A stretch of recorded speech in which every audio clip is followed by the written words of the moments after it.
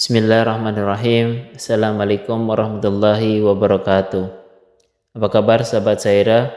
Harapan dan doa saya semoga sahabat selalu dalam lindungan Allah Subhanahu wa taala, diberikan kesehatan, dilapangkan rizkinya, diampuni dosa-dosanya, dan dipanjangkan umurnya.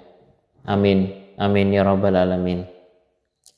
Kehidupan suami istri sangat didambakan oleh sepasang kekasih yang saling mencintai. Selain karena menyempurnakan separuh agama, menikah juga dapat memberikan pengalaman dan pengetahuan baru bagi keduanya. Namun, dalam sebuah hubungan rumah tangga, tidak jarang ada beberapa hal yang tidak menyenangkan bagi salah satunya. Salah satunya adalah suami yang menyalahgunakan posisinya dalam rumah tangga untuk selalu dimengerti oleh istri.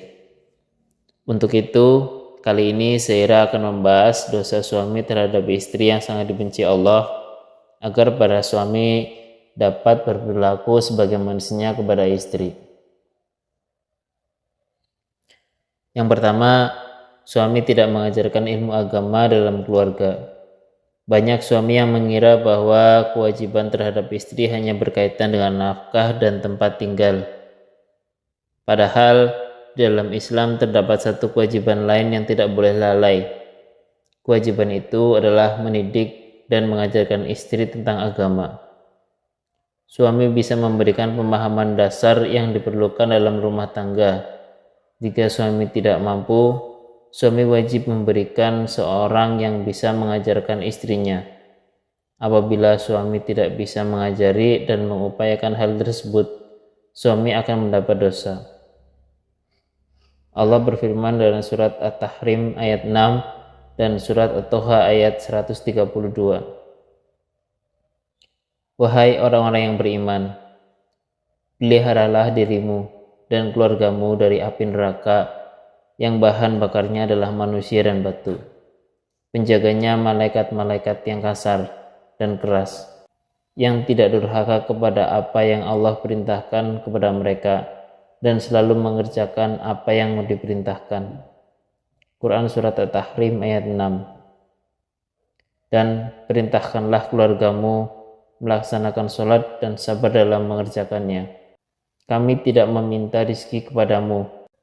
Kamilah yang memberi rizki kepadamu. Dan akibat yang baik di akhirat adalah bagi orang yang bertakwa. Quran Surat At-Toha ayat 132. Yang kedua, suami tidak memberi nafkah kepada istri. Posisi suami dalam rumah tangga adalah menjadi pemimpin yang berkewajiban memberikan nafkah lahir batin.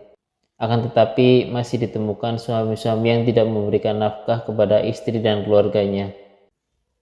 Allah berfirman dalam surat Al-Baqarah ayat 233. Dan ibu-ibu hendaklah menyusui anak-anaknya selama 2 tahun penuh, bagi yang ingin menyusui secara sempurna, dan kewajiban ayah menanggung nafkah dan pakaian mereka dengan cara yang patut. Seseorang tidak dibebani dari kesanggupannya. Janganlah seorang ibu menderita karena anaknya, dan jangan pula seorang ayah menderita karena anaknya. Ahli waris pun berkewajiban seperti itu pula. Apabila keduanya ingin menyapih dengan persetujuan dan permusyawaratan antara keduanya, maka tidak ada dosa atas keduanya. Dan jika kamu ingin menyusukan anakmu kepada orang lain, maka tidak ada dosa bagimu memberikan bayaran dengan cara yang patut. Bertakwalah kepada Allah dan ketahuilah bahwa Allah Maha melihat apa yang kamu kerjakan. Quran Surat Al-Baqarah ayat 233. Dalam ayat tersebut disebutkan bahwa kewajiban seorang suami adalah menafkahi keluarganya. Selain itu, ayat tersebut juga mengatur peran masing-masing dari suami dan istri. Di samping ayat itu, terdapat 2 hadis lain yang memperkuat kewajiban memberi nafkah. Rasulullah bersabda, seseorang di padang dosa bila ia menelantarkan belanja orang yang menjadi tanggung jawabnya. Hadis riwayat Abu Daud, Muslim, Ahmad, dan Tabrani. Sabda lain dari Rasulullah ialah, bertakwalah kepada Allah pada penunaian hak-hak para wanita.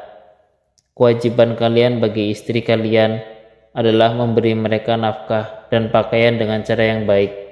Hadis riwayat Muslim. Yang ketiga, membiarkan istri menafkahi dan memimpin rumah tangga.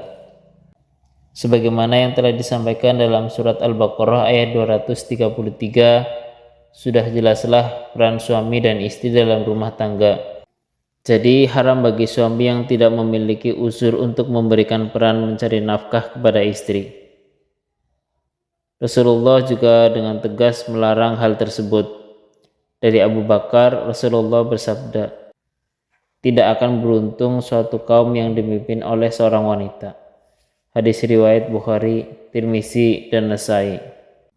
Oleh sebab itu, apabila ada suami secara sengaja menjadikan istrinya sebagai pemimpin dan pemberi nafkah dalam keluarga, suami telah lalai, dan ia pun telah melakukan dosa besar kepada istrinya. Yang keempat, suami menyebarkan aib istri.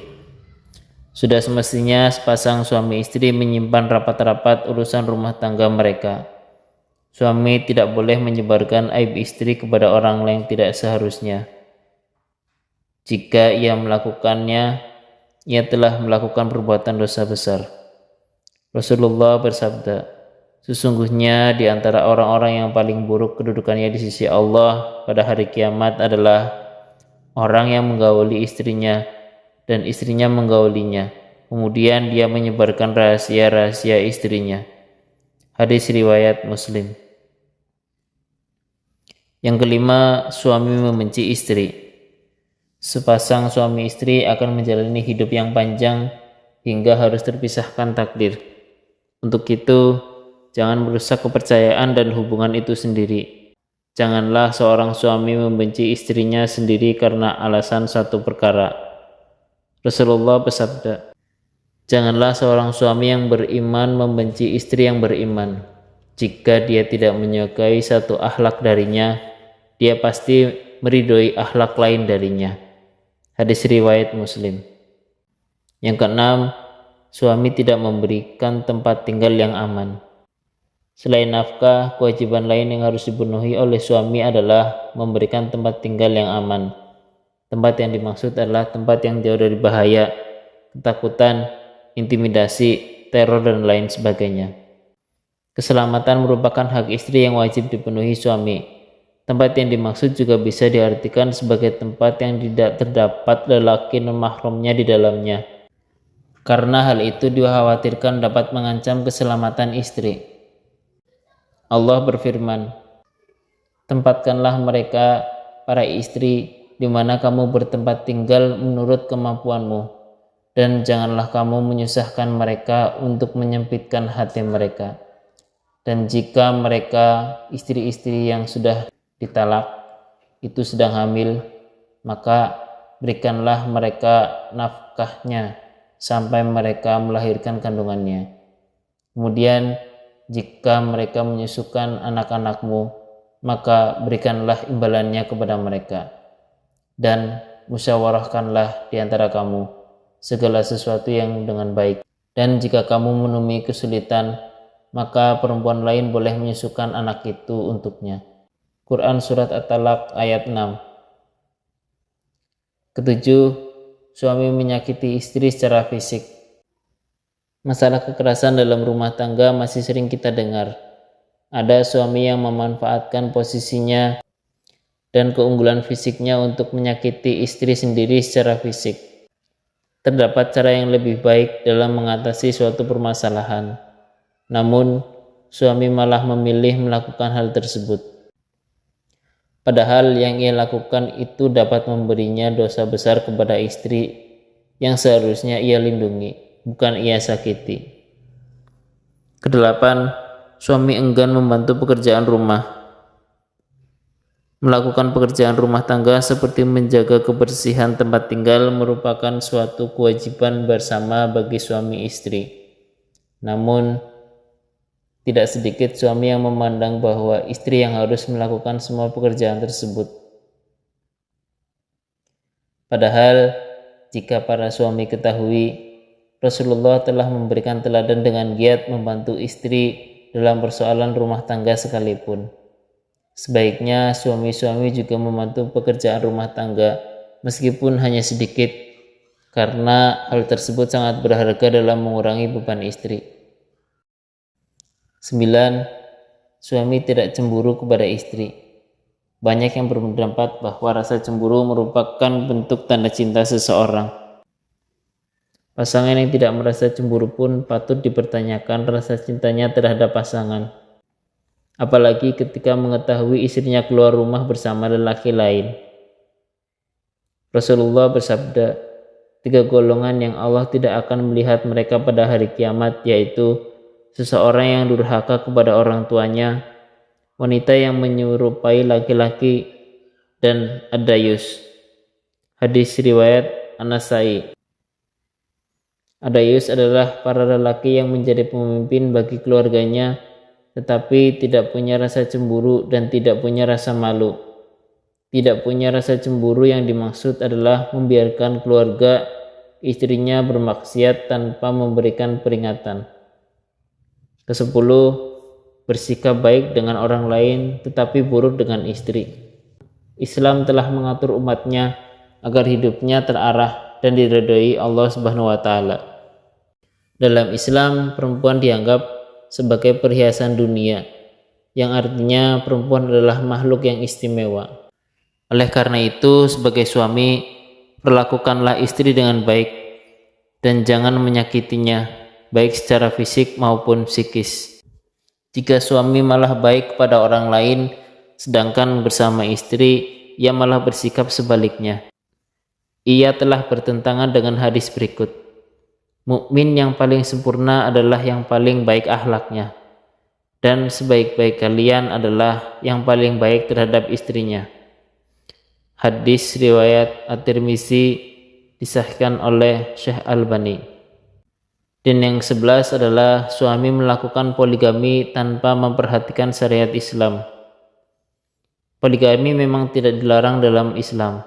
Bahkan Islam memperbolehkan siapa saja yang sudah mampu untuk berpoligami sesuai syariat Islam. Jangan melakukan poligami atas dasar hawa nafsu saja, karena hal tersebut dapat memberimu dosa. Hal ini dijelaskan dalam surat An-Nisa ayat 3. Allah berfirman, "Dan jika kamu khawatir tidak akan mampu berlaku adil terhadap hak-hak perempuan yatim, bila mana kamu menikahinya, maka nikahilah perempuan lain yang kamu senangi, 2, 3, atau 4. Tetapi jika kamu khawatir tidak akan mampu berlaku adil, maka nikahilah seorang saja, atau hamba sahaya perempuan yang kamu miliki. Yang demikian itu lebih dekat agar kamu tidak berbuat zalim." Quran Surat An-Nisa ayat 3. Itulah dosa suami kepada istri yang sangat dibenci Allah. Manusia mungkin dapat melakukan kesalahan, tetapi manusia dapat belajar dari kesalahan tersebut. Bagi istri atau pihak lain yang mendapatkan perasaan tidak menyenangkan tersebut, kamu bisa juga belajar untuk memaafkan.